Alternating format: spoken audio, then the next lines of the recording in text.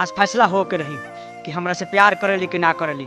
अगर करिहन तो ठीक बा, अगर ना करिहन तो हम खत्म आ सब खत्म।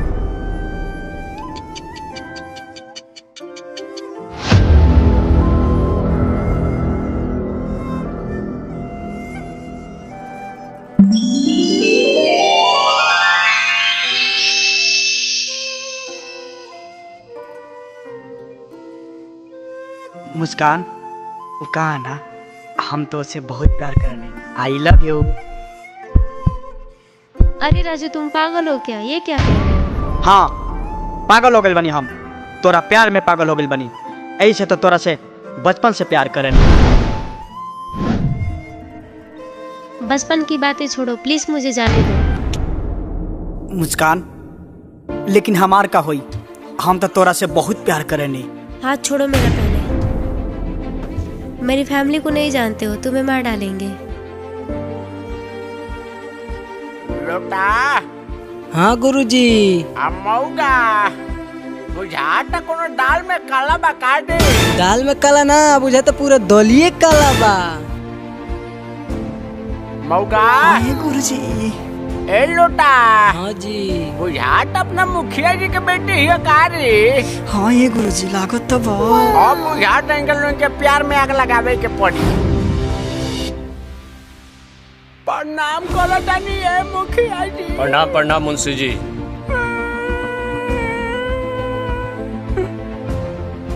का कही मुखिया जी, बड़ा टेंशन के बात बा। हम तो कहीं मुंह दिखावे लायक नहीं के। ई का कहत नहीं रहुआ? बताओ दे मौका। हम ना बताएं ए गुरुजी, रउवे बताएं। राव जन बाटे से बाबू ने। अच्छा। एगो लड़का के संगे गोली में काली ने का बतिया उठनी है। ई रहुआ का कहत नहीं? अरे सरकार, तू तो मैं नहीं के विश्वास कहे कि से पूछ ली। दिखाओ दे मौका। अरे तो फोटो हो मुखिया जी देखी।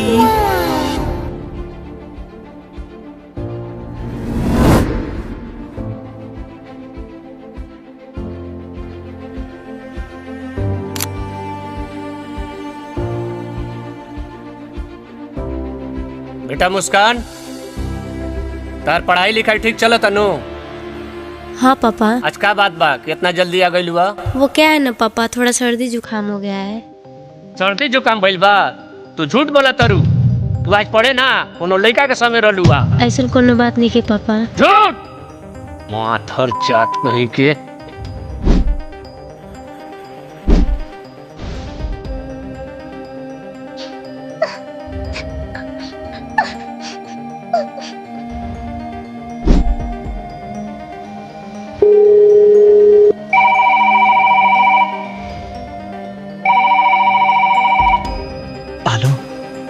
हेलो राज, तुमको मना की थी ना, हमको परेशान मत करो। मेरे पापा तुमको मारने के लिए गुंडा तैयार कर रहे हैं। मैं सब कुछ छोड़ के आ रही हूँ तुम्हारे पास, प्लीज मुझसे शादी कर लो। तुम मंदिर में आवा, हम तार इंतजार करता नहीं।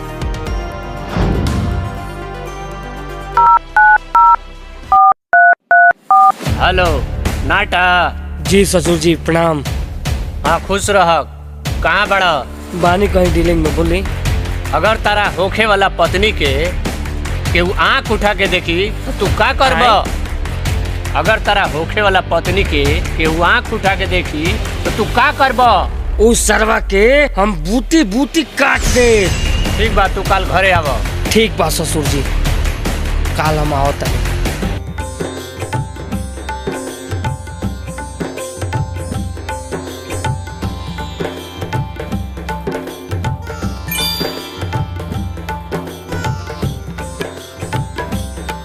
मुस्कान चला।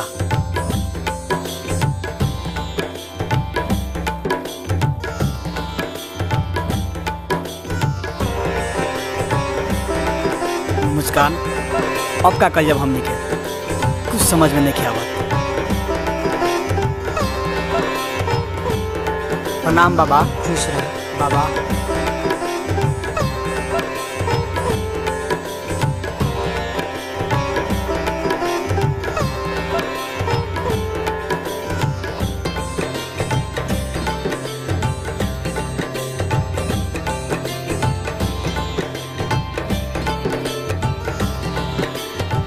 बाबा हमनी के एक दूसरा से बहुत प्यार करने सन और शादी भी करे के चाहते हैं सन। का ये बात सही बा? नहीं बाबू, ये तो बहुत गलती कर रहा बा लोग। लेकिन भगवान के दरबार में आयल बा लोग और भगवान के मर्जी से ही तो लोग के शादी और भगवान के ही दरबार में।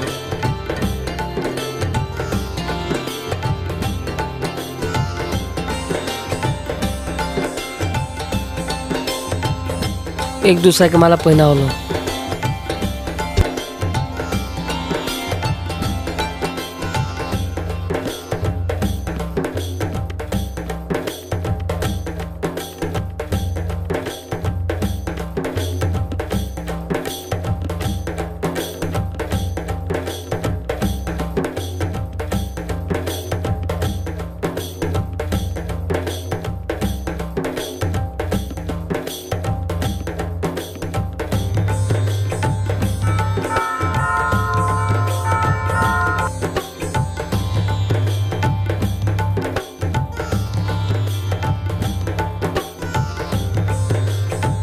खुश रहो, आनंद रहो।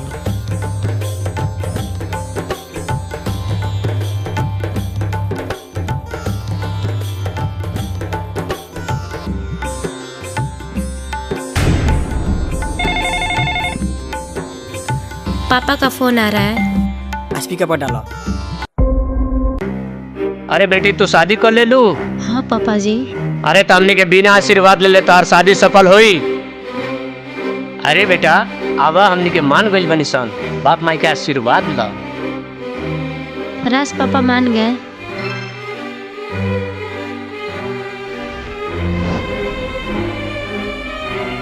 हमार दिल गवाही नहीं के दे, जरूर कुछ दाल में काला बा। हम तो जाएंगे, प्लीज चलो। मुस्कान तू बात कहने को मानत, हमार दिल गवाही नहीं के दे। नहीं राज, प्लीज चलो। ठीक बा, ना मन बुता चला।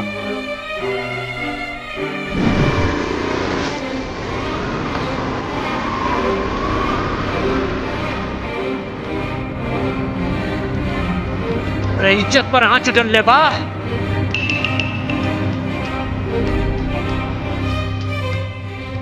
हमरा इज्जत पर आंच डल ले बा, पर पूरा खानदान साथ हम। प्रणाम प्रणाम, खुश रहो लो। आज उस साले के खानदान साफ कर देने बा। हमरा इज्जत पर हाथ डल ले बाऊ। आवे दी सवा के आज हम ओकरा के बूटी बूटी ना काट दनी, हमरो नाम ना ताल। एक बेटा ये हाँ एक आवे दी सारे के देख लसन ठीक से।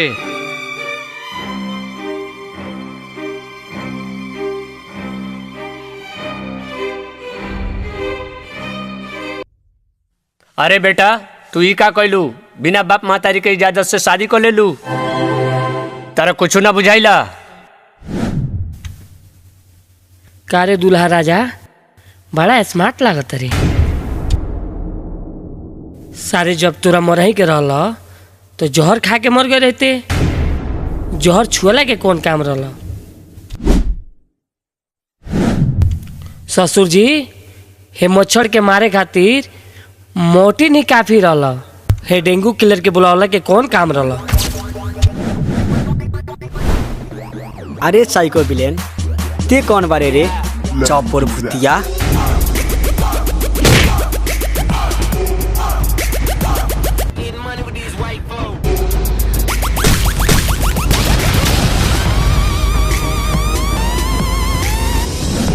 आगले मोगा मारे ले चाप के। ओ गुरुजी।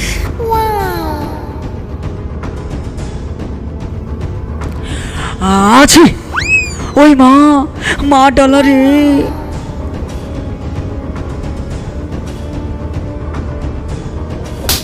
ओए माँ डाला रे। गुरुजी पिटवा दरी, चली भागी गुरुजी।